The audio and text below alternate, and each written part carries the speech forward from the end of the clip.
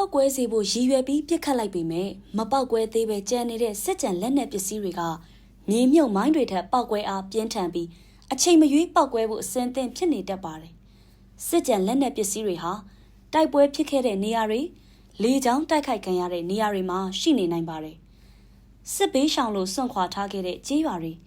လက်နက်သိမ်းဆည်းတိုးလောင်တဲ့နေရာတွေလက်နက်ကြီးစမ်းသပ်ပစ်ခတ်တဲ့နေရာတွေလက်နက်ကိုင်အဖွဲ့အစည်းတွေတွာလာလှုပ်ရှားတဲ့နေရာတွေနဲ့စခန်းချအခြေစိုက်တဲ့နေရာတွေမှာလည်း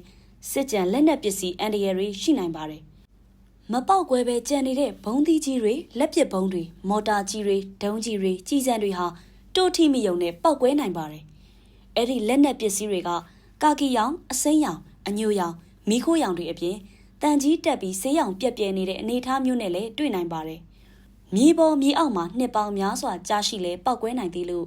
စစ်ကြံလက်နက်ပစ္စည်းတွေကိုတွေ့ရင်မီးရှို့တာပစ္စည်းတစ်ခုခုနဲ့လှမ်းပေါက်တာခြေထောက်နဲ့ကန်တာထိတာကင်တာနေရာပြောင်းရွှေ့တာစားနဲ့တိတ်တာရေနဲ့လောင်းတာစတာတွေကိုလုံးဝမလုပ်ရပါဘူး။